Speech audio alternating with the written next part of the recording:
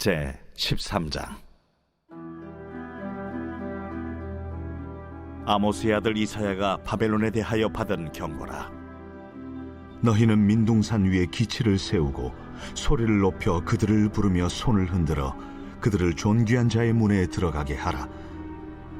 내가 거룩하게 구별한 자들에게 명령하고 나의 위엄을 기뻐하는 용사들을 불러 나의 노여움을 전하게 하였느니라.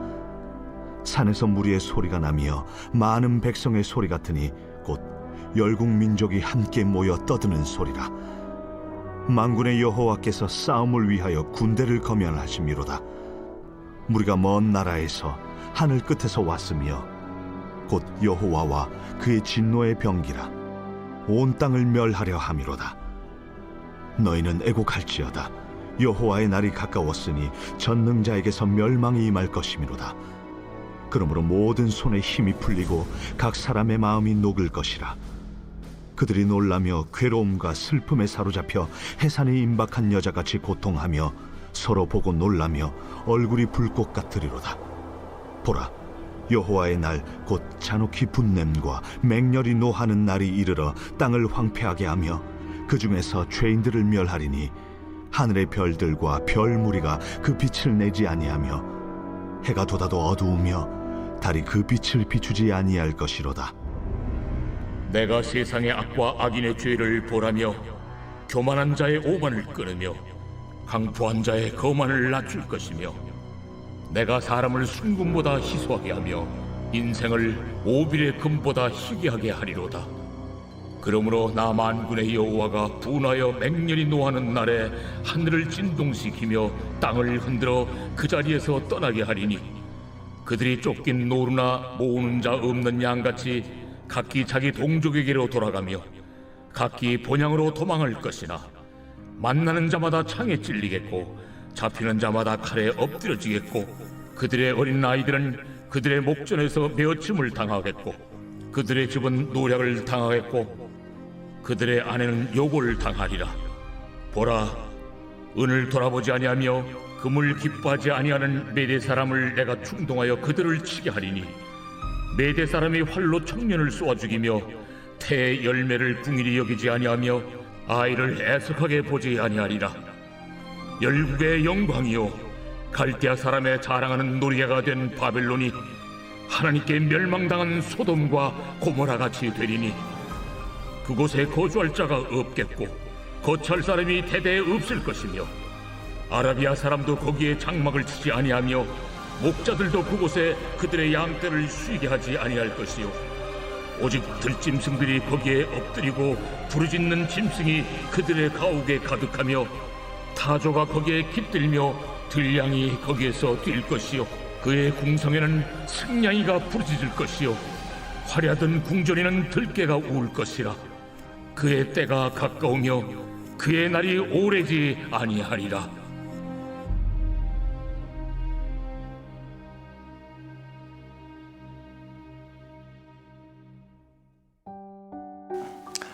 오늘은 이사야 13장의 말씀을 가지고 함께 은혜를 나누겠습니다. 이사야서는 1장부터 어제 나눈 12장까지의 말씀에서 선민 유다를 향한 심판과 회복의 약속을 기록하고 있습니다. 그런데 오늘부터 살펴볼 13장부터는 하나님께서 눈을 이방의 나라로 돌리십니다. 바로 유다 주변의 나라들에 관한 심판의 말씀입니다. 이런 하나님의 심판 예언을 통하여 우리가 알 수 있는 것이 무엇입니까?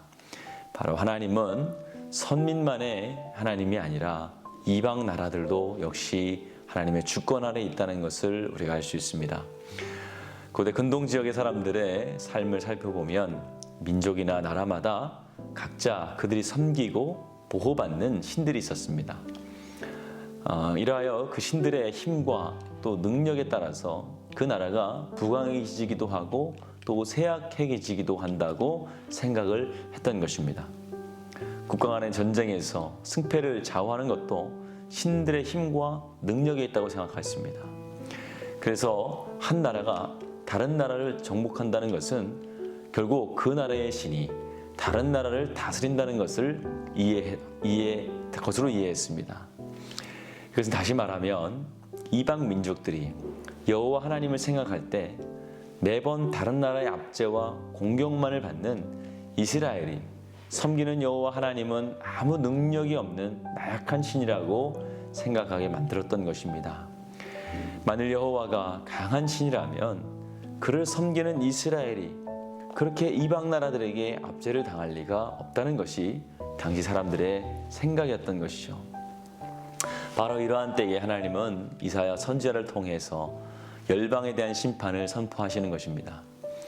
하나님께서 이스라엘과 그 주변을 넘어 온 세계의 진정한 주권자이시고 또 왕 중의 왕이시라는 것을 보여주시기 위한 것이었습니다. 그리고 하나님은 이사야 13장부터 23장까지의 기록된 말씀을 통해서 단 하나의 예외도 없이 그 말씀 그대로, 그 예언 그대로 이루어 주셨습니다. 특별히 오늘 본문에서 중점적으로 다루시는 당시 바벨론은 아직 역사의 무대에 본격적으로 등장하지 않았음에도 불구하고 그들에 대한 예언은 훗날 그대로 성취되었습니다. 또한 그 외의 나라들에 대한 예언들도 그대로 성취되는 것을 성경을 통해서 알 수 있습니다. 이것은 하나님의 절대 주권이 아니고서는 결코 설명할 수 없는 일입니다. 패역한 열방은 하나님을 자기의 백성 하나도 제대로 보호하지 못하는 신으로 여겼으나 열방을 향한 예언과 성취를 통해서 하나님께서는 하나님의 선민은 물론 온 세계를 자기의 뜻대로 다스리시는 분이라는 사실을 분명하게 보여주신 사건입니다. 이 세상의 모든 나라는 하나님의 주권 아래에 있습니다. 하나님은 크리스천에게만 역사하시는 하나님이 아니라 불신자들과 행악자들에게도 하나님이 되십니다. 이 모든 이들을 살리기도 하시고 죽이기도 하시고 높이기도 하시고 낮추기도 하시는 분이 바로 우리 하나님이십니다. 즉, 이 세상의 모든 나라가 하나님의 뜻에 따라 흥망성쇠가 결정된다는 것입니다. 이스라엘은 물론이고 세계를 제패했던 로마 제국, 몽골 제국과 같은 큰 제국들도 지금까지 하나님께서 일으키시고 쇠하게 하셨던 것입니다. 그들도 처음부터 강한 나라는 아니었습니다. 작은 부족에 불과했을 때 하나님께서 그들을 섭리 안에서 사용하셨던 것뿐입니다.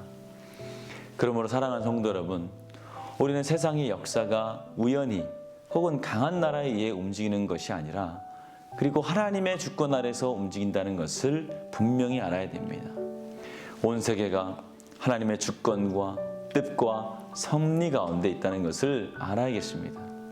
그리고 우리의 인생 또한 하나님께서 주관하시고 계심을 알아야 합니다. 하나님께서는 우리 개인을 향한 분명한 계획을 갖고 계십니다. 하나님은 세계 역사의 경영자가 되시며 동시에 우리 인생의 경영자가 되어주시기 때문입니다. 그러므로 우리는 나를 향하신 하나님의 계획을 꼭 발견해야 합니다. 그리고 그분의 지혜로운 통치를 받아야만 합니다. 우리 인생을 세계의 경영자이시며 주권자이신 전능하신 하나님이 맡아주신다면 두려울 것이 없습니다. 여러분 모두 하나님을 전적으로 의지함으로 그분의 도움을 받아 하나님께 영광을 돌리는 지혜로운 성도가 되시길 주님의 이름으로 축원을 드립니다. 아멘. 오늘은 목요일입니다. 목요일의 공동기도 제목은 다음 세대와 가정을 위한 기도입니다. 먼저 예배의 자리를 다음 세대들이 떠나지 않도록 해달라고, 두 번째 가정의 예배가 회복되고 세워지도록 기도해 주시기 바랍니다. 오늘은 특별히 이제 우리가 그동안 기도했던 수능 날입니다. 우리 아이들을 위해서 기도하실 때에 더욱더 깊이 간절하게 오늘 시험을 통하여서 아이들이 그동안 갈고 닦은 실력을 다 발휘할 수 있도록 믿음 주시고 건강 주시고 지혜 달라고 기도해 주시기 바랍니다. 기도하겠습니다.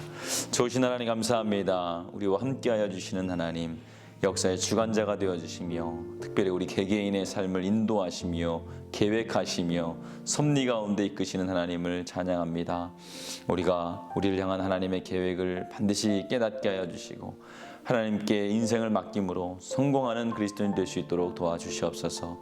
하나님, 우리 가정을 위해 기도합니다. 하나님, 무전의 가정들, 깨어진 가정들 주님께서 치료하여 주시며 아버지 믿음이 회복되게 하여 주시옵소서. 특별히 다음 세대 아이들 어디에든지 믿음의 자리 떠나지 않게 하시고 또 예배 자리 떠나지 않도록 주님께서 지켜 보호하여 주시옵소서. 담임 목사님 사역 가운데 늘 앞서 운행하여 주시며 사역 가운데 성령의 놀라운 역사들이 일어날 수 있도록 도와주시옵소서. 하나님, 특별히 오늘 수능 날입니다.